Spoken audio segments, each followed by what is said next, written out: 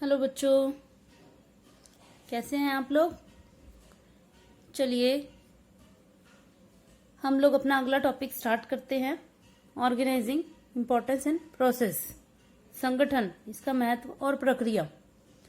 आपको इसका नाम पढ़ के ये तो लग रहा होगा, जब आपको मैंने प्लानिंग वाला चैप्टर से पहले कराया था 4 वीडियोस में, तब आपको उससे भी पहले मैंने आपको बताया था कि जो बिजनेस स्टडीज है उसमें जो चैप्टर हैं वो अब सीरियल ऑर्डर में चलेंगे, यूनिट वाइज। जैसे आपको मैनेजमेंट के प्रोसेस में मैंने आपको बताया था POSDC, P से प्लानिंग, O से ऑर्गेनाइजिंग, फिर स्टाफिंग, डायरेक्टिंग एंड फिर कंट्रोलिंग। तो अब ऑर्गेनाइजिंग के बारे में हम बात करेंगे। अब हम सेकंड स्टेप पर हैं। सेकंड स्टेप मतलब मैनेजमेंट के सेकंड स्टेप को हम सीख रहे हैं। तो देखिए, ये बात हमें अच्छे से समझनी चाहिए कि प्लानिंग के बाद ऑर्गेनाइजिंग की बारी आती है। ठीक है। दूसरी बात ये समझनी जरूरी है कि जब तक प्लानिंग नहीं होगी तो ऑर्गेनाइजिंग कैसे हो सकती है, हो ही नहीं सकती। चलिए, इतनी बात समझ में आ गई। अब तीसरी बात ये समझिए कि ऑर्गेनाइजिंग का मतलब क्या होता है। देखिए, जो मैंने लिखा है आप लोगों के लिए वो तो मैं समझा ही दूंगी आपको पहले। उससे पहले कुछ एक छोटा सा एक एग्जाम्पल मैं आपको देती हूँ, उससे आपको बात समझ में आएगी कि ऑर्गेनाइजिंग होता क्या है। देखिए, ऑर्गेनाइजिंग एक तरह से, आपको मैं अगर एग्जांपल दूं कि ह्यूमन बॉडी का एग्जांपल देती हूँ। सपोज कीजिए कि ह्यूमन बॉडी को क्रिएट करने के लिए क्या किया जाना चाहिए। सपोज कीजिए कि आप ब्रह्मा जी हो। हम एक एग्जांपल ले लेते हैं, जो हमें बात समझनी है ना, कि आपको एक इंसान को बनाना है। आपके पास हड्डियों का ढेर अलग पड़ा है। आपको क्या करना पड़ेगा इंसान बनाने के लिए, जो आपका ये जो ढेर है हड्डियों का, इनसे एक स्ट्रक्चर क्रिएट करना पड़ेगा, एक कंकाल तंत्र बनाना पड़ेगा, और उसके बाद उस कंकाल तंत्र के अंदर जान डालनी पड़ेगी। तो उस जान डालने का काम हम बाद में करेंगे। वो तीसरे स्टेप पर आता है हमारा POS, S से होती है स्टाफिंग। वो उस मरे हुए कंकाल में जान डालने का काम स्टाफिंग में आता है। हम सिर्फ आज बात करेंगे कि उन हड्डियों के ढेर से उस कंकाल तंत्र को किस तरह से बनाया जाता है। तो अब मैं ये इस एग्जाम्पल को यहां से रिलेट करती हूँ, एक ऑर्गेनाइजेशन से, एक संस्था से रिलेट करती हूँ कि एक संस्था में होता क्या है। उन हड्डियों के ढेर को आप कंपेयर करो एम्प्लॉयज के ढेर से। सपोज कीजिए कि एक संस्था में काम करने वाले 532 एम्प्लॉयज हैं। सपोज मैं मान रही हूं कि 532 एम्प्लॉयज हैं।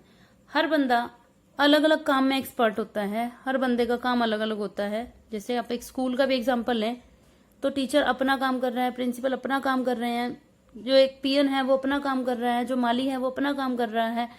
तो कहने का मतलब, जैसे हड्डियां होती हैं, हर हड्डी अपनी अपनी जगह पर, सही जगह पर लगी होनी बहुत जरूरी है। आप सपोज करके देखिए कि अगर टांग की हड्डी को सिर में लगा दिया जाए और सिर की हड्डी को पैर में लगा दिया जाए, तो क्या वो बॉडी सही काम कर पाएगी? नहीं कर पाएगी ना।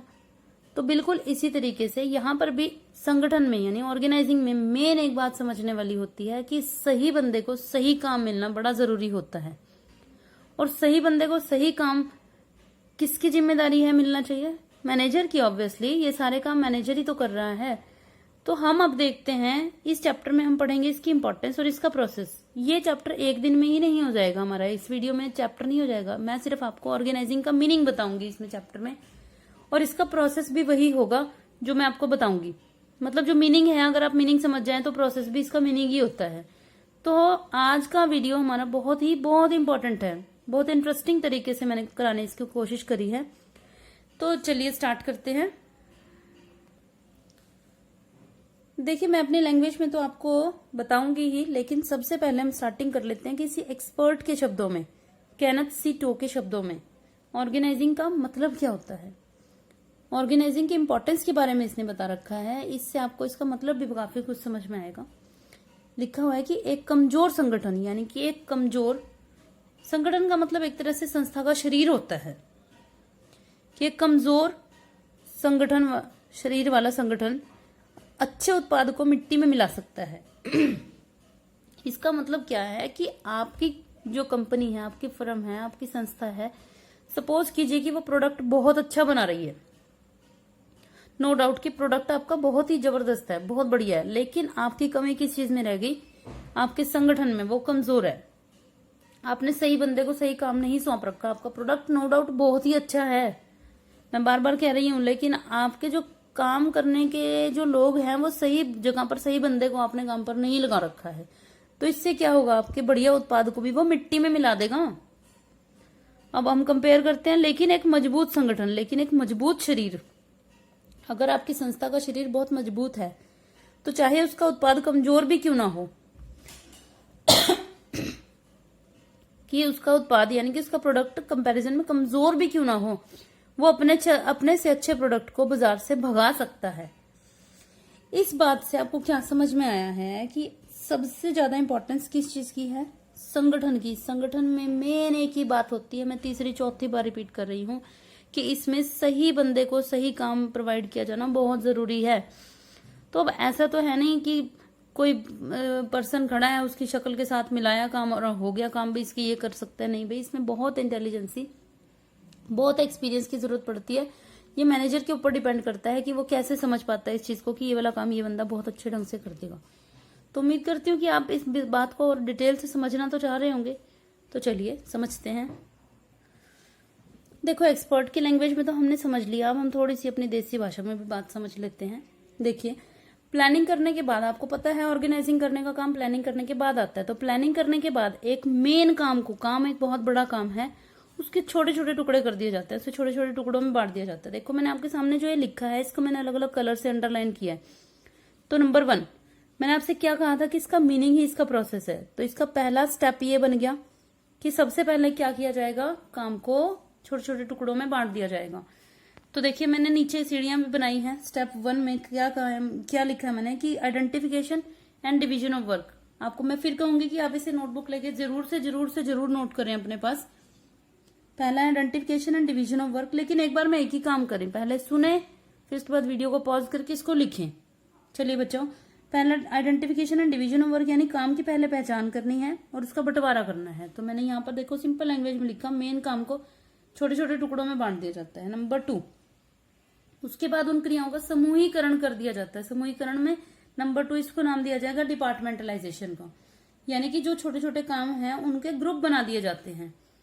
ग्रुप बनाने का क्या मतलब होता है कि अभी मैं पीछे आपको एक और एग्जाम्पल लिखा हुआ है, उसके बेस पर मैं आपको अच्छे से समझाऊंगी। उसके बाद तीसरा है, उसके बाद अलग अलग समूहों की जिम्मेदारी सौंप दी जाती है। नंबर 3, असाइनमेंट ऑफ ड्यूटीज, यानी कि अलग अलग डिपार्टमेंट्स की जिम्मेदारी सौंप दी जाती है कि इस डिपार्टमेंट की जिम्मेदारी किसकी है, इसकी किसकी, इसकी किसकी। उसके बाद चौथे नंबर पे यह डिसाइड किया जाएगा कि कौन किससे काम करवाएगा और कौन किसके अंडर काम करेगा, यानी कौन सी हड्डी को कहां पर लगाया जाना है। तो इसे कहते हैं reporting relation banana, establishment of reporting relations. ये 4, 1, 2, 3, 4, आप जरा गौर से देख लीजिए इन स्टेप्स को। ये 4 हमारे स्टेप्स हो गए। आपको भी थोड़ा सा फिर भी मुश्किल लग रहा होगा ये चीज की कैसे करा है, ये कैसे नहीं करा। अब जो मैं पीछे आपको एग्जाम्पल दे रही हूँ उसके थ्रू आपको मैं गारंटी देती हूँ आपको कि आपको बात 101%, 1000% बात समझ में आएगी। तो चलिए, देखना चाहेंगे ना आप एग्जाम्पल? तो चलो देखते हैं। तो चलो बच्चों, अब हम समझना शुरू करते हैं कि मैंने अभी पीछे आपको क्या बताया। सबसे पहले क्या किया जाएगा, आपको कितने स्टेप्स बताए थे, आपको याद होने चाहिए, याद है? यस, 4 स्टेप्स बताए थे। तो चारों एकदम नहीं समझ में आएंगे, पहले पहला समझते हैं। तो पहले में आपको याद है मैंने क्या बताया था? यस, कि मैंने कहा था कि एक बहुत बड़े काम के छोटे छोटे छोटे छोटे टुकड़े कर दिए जाएंगे, ठीक है। उसके बाद पहले हम इसको समझते हैं कि कैसे किए जाएंगे टुकड़े। देखिए, एग्जांपल है कि एक मोबाइल बनाने वाली कंपनी में नए मोबाइल बनाने की प्लानिंग की। देखो, पहले प्लानिंग होएगी तभी तो ऑर्गेनाइजिंग होएगी। चलो कर ली प्लानिंग की, कौन बनाएगा, कैसे बनाएगा, कब बनाएगा, चलो कर ली प्लानिंग। उसके बाद इस प्लानिंग के बाद अब देखिए ऑर्गेनाइजिंग का काम 4 स्टेप्स में कैसे पूरा होगा। सबसे पहले इस काम को डिवाइड किया जाएगा, इसको क्या कहेंगे, डिवीजन ऑफ वर्क, यानी आइडेंटिफिकेशन और डिवीजन ऑफ वर्क। देखिए इधर, देखिए आप सिर्फ इधर देखना है आपने। देखो काम को कैसे डिवाइड किया। तो मैंने ये 1, 2, 3, 4, 5, 6, 7, 8 करके काम लिख दिए। जैसे पहले कच्चा माल खरीदना है, तैयार पुर्जे खरीदना है। जैसे मोबाइल बना रहे हैं हम, कुछ पुर्जे तो तैयार भी खरीदते हैं ना। उसके बाद माल को तैयार करना, स्टॉक का हिसाब रखना। मतलब मैं एक पर्ची, एक लिस्ट बनाते जा रही हूँ कि मुझे काम क्या क्या करना है। जैसे सपोज कीजिए कि आपके घर में शादी फंक्शन कुछ भी है, वो एक बहुत बड़ा काम है। वो एक काम है कि शादी करनी है। फिर उस शादी के काम को छोटे छोटे हजारों हिस्सों में डिवाइड कर दिया। जी कार्ड छपवाने हैं, खाने वाले को ऑर्डर देना है, होटल बुक कराना है, ये करना है, वो करना है, वो करना है, ये करना है। बहुत सारे काम होते। तो हमने पहले महीनों पहले हम लिस्ट बनानी शुरू कर देते हैं कि ये काम करने हैं जी। तो ये काम हमने क्या करा है, काम का डिवाइड कर दिया कि ये काम करना, वो ये सब। देखिए मैंने क्या क्या काम लिखे, माल तैयार करना, स्टॉक का हिसाब रखना, रिसर्च करना, विज्ञापन एडवर्टाइजमेंट भी तो कोई करेगा, सेल्स, पैसों का अरेंजमेंट कैसे किया जाएगा, कर्मचारियों का अरेंजमेंट कैसे किया जाएगा, मशीनरी का अरेंजमेंट करना, खरीदे हुए माल को चेक करना कि वो सही है या नहीं, बेचे गए माल का मार्केट से जो उधार माल बेचे उसका कलेक्शन करना, वगैरह वगैरह वगैरह। कोई अंत नहीं है बातों का, ठीक है। तो मैंने पहला स्टेप आपको क्लियर समझ में आ गया कि हमने क्या करना है। एक लिस्ट तैयार कर ली है कि बहुत सारे काम जो हमें किए जाने, ताकि मैं भूल ना जाऊं कि मुझे कौन कौन से काम करने हैं। उस एक काम को पूरा करने के लिए वो 1000 काम करने पड़ेंगे, तो उनकी लिस्ट बना ली ताकि हम भूल ना जाए। चलो जी, लिस्ट बना ली तो काम अपने आप हो जाएंगे? नहीं भाई, अब काम करवाना है। अब इससे आगे सेकंड स्टेप पर, आपको याद है जो पीछे मैंने आपको स्टेप बताया था उसमें क्या था? चलो देख लेते हैं। देखिए यहाँ मैंने आपको बताया था काम का बंटवारा, जो हमने कर लिया। उसके बाद क्या है? डिपार्टमेंटलाइजेशन यानी विभागीकरण। तो देखिए क्या है इसमें, देखिए सेकंड स्टेप में departments banana, grouping of activities. ये मैंने क्या गोले से बना दिए, देखते हैं क्या है ये। Group 1 2 A B C D E F, इस तरह से ये मैंने डिपार्टमेंट बना दिए। एक डिपार्टमेंट है purchase department, sales department, production, marketing, finance department, personal department. अभी मैंने इसके अंदर क्या लिखा है, ये 1 2 11 7 12, ये क्या लिखा है मैंने, ये यहां से लिखा है। देखिए पहला है कच्चा माल खरीदना। खरीदने का काम कौन करेगा? ये करेगा क्या? ये करेगा नहीं भाई, परचेज डिपार्टमेंट करेगा। तो पहला काम इसको ए को, मिस्टर ए को दिया कि ये काम भाई तू करेगा। तैयार पुर्जे खरीदना, ये भी खरीदने का काम है, तो ये भी इसे दिया गया। और माल को तैयार करना, माल तैयार करने का काम कौन करेगा जी? प्रोडक्शन डिपार्टमेंट करेगा। तो तीसरे नंबर का जिम्मेदारी इसके सिर पे थोप दी कि भाई, थोप दी नहीं मतलब सौंप दी कि ये काम तूने करना है। चौथा स्टॉक का हिसाब रखना, ये भी यही करेगा। जब माल का हिसाब किताब रखेगा तो स्टॉक का हिसाब भी यही रखेगा। उसके बाद रिसर्च करने का काम कौन करेगा जी? Marketing department. फिर विज्ञापन करने का यानी एडवर्टाइजमेंट करने का मार्केटिंग डिपार्टमेंट। इस तरह करते करते ये सारे काम, पैसों का अरेंजमेंट कौन करेगा? Finance department. देखो 8 मैंने लगाया इसमें। कर्मचारियों का अरेंजमेंट पर्सनल डिपार्टमेंट, पर्सनल होते हैं कर्मचारी, तो ये डिपार्टमेंट काम करेगा ये वाला। उसके बाद मशीनरी का अरेंजमेंट करना, 10th नंबर, ये देखो मैंने कहा लिखा है, प्रोडक्शन डिपार्टमेंट करेगा। खरीदे गए माल को चेक करने का काम कौन करेगा? परचेज डिपार्टमेंट करेगा कि खरीदा हुआ माल है उसको आंखें बंद करके थोड़ी खरीदेंगे, चेक करेगा वही। उसके बाद जो बाजार में उधार माल बेचा उसको कलेक्ट करने का काम कौन करेगा? ये 12 नंबर पे मैंने किसको लिखा है? सेल्स डिपार्टमेंट को। अब ऐसे ही कितने सारे काम हो सकते हैं, ऐसे तो 100 150 1000 काम हो सकते हैं। मैंने बात समझाने के लिए 10-12 पॉइंट ले लिए, तो आपको मेरी बात शायद समझ में आ गई। दूसरा स्टेप हमारा क्या होता है कि जो काम बांटा गया है उसको डिपार्टमेंट वाइज, कोई भी काम ऐसा छूटना नहीं चाहिए कि जो किसी को देने से रह जाए, या एक ही काम को 2-2 लोग कर रहे हो, ऐसा कुछ नहीं होना चाहिए। तो ऐसे हमने काम को पहले बांटा और उसको ये भी देख लिया कि ये सारे काम कौन करेगा। जैसे सपोज 150 किस्म के काम थे करने वाले, तो वो सबको किसी ना किसी को मिलेंगे जरूर, ये तुमने करना है, तूने करना है। उसके बाद क्या करना है तीसरे स्टेप पर, शायद सेकंड स्टेप आपको समझ में आ गया होगा भाई बच्चों, आपको ध्यान से सुनना चाहिए समझने के लिए। तीसरा है साइनिंग ड्यूटीज, जिम्मेदारी सौंपना। खाली डिपार्टमेंट बनाने से तो कुछ नहीं होगा, इनके सिर पे एक एक बंदे को लगा दिया जाता है कि ये सपोज मिस्टर ए है, ये मिस्टर बी सी डी। ये क्या होता है? साइनिंग ड्यूटीज, यानी कि हर एक डिपार्टमेंट के अपने काम के लिए वो बंदा जिम्मेदार होगा जिसको ड्यूटी सौंपी जाती है। चौथे नंबर पे रिपोर्टिंग रिलेशन बनाना, यानी कि ये जैसे मिस्टर ए है, ये सारे काम अकेले तो नहीं कर लेगा, इसके अंडर जैसे इससे पूछा जाएगा, इससे कंसल्ट किया जाएगा कि कितने लोगों की टीम आपको चाहिए। तो जैसे इसने बोला कि मुझे 13 बंदे चाहिए, तो यहाँ रिपोर्टिंग रिलेशन बनाने में, 4th स्टेप में रिपोर्टिंग रिलेशन बनाने में ये बताया जाएगा कि कौन बंदा किसके अंडर काम करेगा, किसने किससे काम करवाना है, किसने किसके अंडर काम करना है। तो जब ये सारे स्टेप्स हमारे पूरे हो जाते हैं तो ऑर्गेनाइजिंग का काम भी पूरा हो जाता है, यानी कि सही हड्डियों को सही जगह लगा दिया, सही बंदों को सही जगह पर लगा दिया। जो बंदा जिस काम के लायक होता है उसे वही काम दिया जाता है, और जब बार बार उसे वही काम करने के लिए दिया जाएगा तो क्या हो जाएगा, वो उस काम में एक्सपर्ट बन जाएगा। जैसे एक एग्जांपल देती हूँ, जैसे सपोज किसी स्कूल में कोई टीचर है और उसे पहले साल कोई सब्जेक्ट पढ़ाने के लिए दिया गया, तो उसे थोड़ी प्रॉब्लम आई। दूसरे साल, तीसरे साल, चौथे साल, 10वें साल, 11वें साल वो सब्जेक्ट का मास्टर बन चुका है और वो घिस चुका है उस काम में। इसी तरीके से एक संस्था में भी, एक ऑर्गेनाइजेशन में भी इसी तरीके से जो एक्सपर्ट होते हैं वो क्रिएट हो जाते हैं। इससे संस्था को भी फायदा होता है और उस एम्प्लॉय को खुद भी फायदा होता है। लेकिन इस काम में बड़े ध्यान से काम करना पड़ता है, क्योंकि अगर सही बंदे को सही काम करने के लिए नहीं दिया गया तो सब कामों का सब कुछ खत्म हो जाएगा तो इसीलिए ये ऑर्गेनाइजिंग का काम बड़े ध्यान से करना चाहिए। तो बच्चों आज के लिए इतना ही काफ़ी है।